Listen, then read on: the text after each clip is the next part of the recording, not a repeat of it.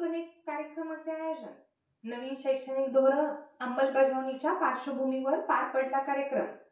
श्री शिवाजी शिक्षण संस्था अमरावती द्वारा संचालित स्थानिक जिजामाता महाविद्यालयात दिनांक 22 जानेवारी 2025 रोजी नवीन राष्ट्रीय शैक्षणिक धोरण 2020 च्या अनुषंगाने स्कूल कनेक्ट कार्यक्रमाचे आयोजन करण्यात आले होते.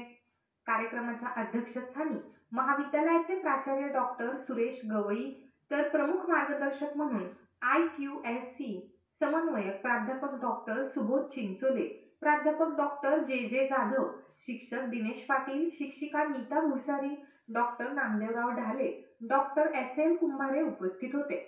स्कूल कनेक्ट कार्यक्रमासाठी बुलढाणा तसेच तालुक्यातील विविध शाळांचे शिक्षक व विद्यार्थी उपस्थित होते.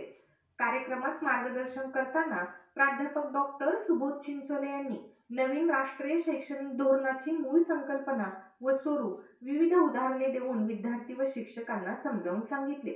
तसेच राष्ट्रीय शैक्षणिक धोरणाच्या अंमलबजावणीमुळे विविध अभ्यासक्रम पूर्ण करून पदवी प्राप्त विद्यार्थी विविध कौशल्य आत्मसात करून आपले करिअर कसे यशस्वी करू शकेल याची माहिती दिली. कार्यक्रमाचे अध्यक्ष प्राचार्य डॉक्टर सुरेश गवई यांनी विज्ञान तंत्रज्ञानाच्या युगात व खुल्या जागतिक धोरणाच्या पार्श्वभूमीवर काळानुसार बदलत्या गरजा लक्षात घेऊन शैक्षणिक धोरणात शासनाने केलेल्या बदलांचे स्वागत केले.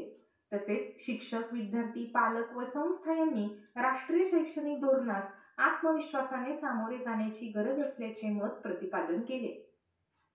तुम्हीच्या सगळ्यांचे जे सायन्सला आहेत त्यांचे MBBS नंबर लागो, तुम्हाला इंजिनिअरिंगला जायचं असेल तर इंजिनिअरिंगला नंबर लागो, ज्यांना कॉमर्स करायचं आहे कॉमर्स करताय तर मला CA व्हायचं आहे त्यांनी CA झालं पाहिजे, चांगल्या ठिकाणी गेलं पाहिजे. पण उद्या जाऊन असा निर्णय घेतला की मला BA करायचा आहे तर मी कुठे गेलं पाहिजे? बुलढाण्यात. मला BCom करायचं आहे, मला BSc करायचं आहे तर जिजामाता कॉलेजमध्ये येणाऱ्या या NEP नुसार काय काय गोष्टी आहेत याच्याबद्दल मी थोडक्यात तुम्हाला माहिती यातून सामाजिक आणि आर्थिक विषमता मोठ्या प्रमाणात शोषण मोठ्या प्रमाणात होतं. परंतु ब्रिटिश भारतात आले आणि शिक्षणाची दाद ही हळूहळू वडिलांकडे पुढे झाली.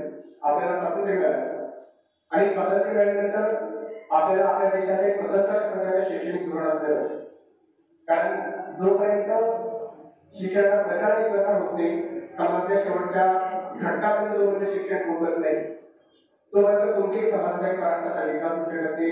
कुठेही नवीन गोष्ट ज्यावेळेस येते तर त्यामध्ये सुरुवातीला काही त्रुट्या असतात, हळूहळू त्या दूर केल्या जातात आणि काही काळानंतर असं दिसेल की जे राष्ट्रीय शैक्षणिक धोरण आहे ते व्यवस्थितपणे लागू झालेलं आहे. शासनाचा यावर उद्देश असा आहे की विद्यार्थ्यांच्या भिंतीच्या शिक्षण न घेता आता तो बाहेर पडायला पाहिजे. जसं प्रोफेशनल जे कोर्सेस आहेत आपण बघतो, MBBS असेल, MBA असेल, इथले जे विद्यार्थी असतात त्यांना इंटर्नशिप, अप्रेंटिसशिप करावं लागतं आणि तीच पद्धत आता आपल्या आर्ट्स, कॉमर्स, सायन्स च्या विद्यार्थ्यांना सुद्धा